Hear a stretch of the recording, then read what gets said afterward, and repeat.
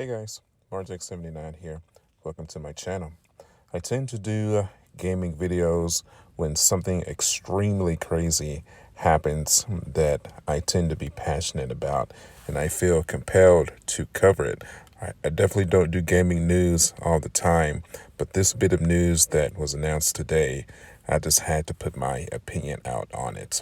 Microsoft is purchasing Activision, the entire company, for $70 billion.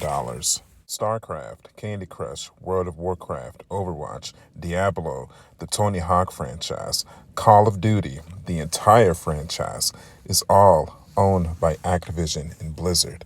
It will now be exclusive to Xbox and PC. That is absolutely crazy. That is a huge chunk of gaming. For the last 20 years, they have been playable to the majority of all gaming consoles. Me also going ahead and state for the last 30 years when it comes to gaming in general, I have tended to choose the PlayStation and Nintendo brand over the Xbox brand. It's just how it's always been. No particular reason. It's just what I grew up on. That's all it is to it. Nothing personal against Xbox. I did have an Xbox 360. I loved Halo 3. Played the hell out of it. But, I usually tend to stick with PlayStation. This move right here, in my humble opinion, honestly puts them on an even playing field when it comes to exclusive games for the Xbox. I mean, the acquisition of Call of Duty alone darn near puts them at an even playing field with every other major console in the world. I mean, that's $1 billion worth of revenue right there. I mean, that honestly pays for the purchase itself, just gaining that franchise. Now, when I think of PlayStation, of course, the first games that come to mind is God of War, Horizon Zero Dawn, Naughty Dog with Uncharted and The Last of Us, Marvel with Insomniac Games with Spider-Man, and the upcoming Wolverine. Now, as much as I love those games, and every game I just mentioned, I think is a higher class of game that I enjoy more than Call of Duty, but I've always enjoyed the single player gaming experience more than the multiplayer game. But when it comes to gaming sales, you still cannot deny the power of Call of Duty. Even with Fortnite, the newer multiplayer games that have taken gaming by storm, nothing has really been able to slow down the franchise of Call of Duty. Those games print money. There's just no way around it. And also, let's not forget the money-making cash cow that is World of Warcraft. Holy crap. I've never been a WoW player myself. I've tried to get into it, but it's just not my cup of tea.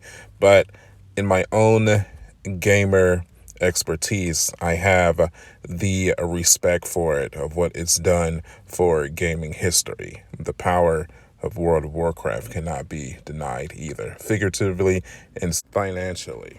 Now, my question today is, what do y'all think that Sony is going to do to answer this move? Because they're going to have to say something.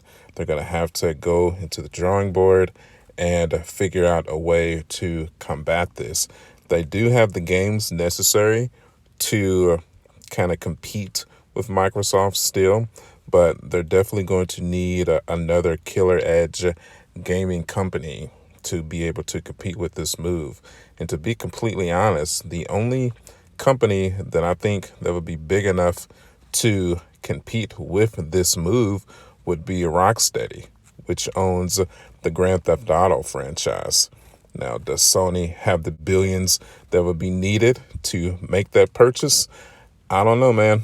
I don't know if Rocksteady is worth 70 billion, but if I had to take a gamble, it would be somewhat close, if not even more. Grand Theft Auto is gotta be within the top 3, top 5 highest selling video game franchises of all time. And I honestly think that is the only notable gaming series that would be able to combat this move to keep PlayStation on top. Now, do I think Nintendo will be affected by this at all? If I'm taking an honest opinion, no, absolutely not. With gaming series like Super Mario, Super Smash Brothers, Pokemon, The Legend of Zelda, Metroid, I think Nintendo is going to be completely fine. I don't think they're going to be affected at all because Microsoft and Xbox and Nintendo have two different audiences, in my opinion. So I don't think they're going to be affected by this at all. I think it's strictly between Sony and Microsoft. Now, of course, I feel like there's going to be some people in the comments that state that they don't even play Call of Duty anymore. Honestly, I'm even one of them. I haven't really played a Call of Duty seriously since Advanced Warfare.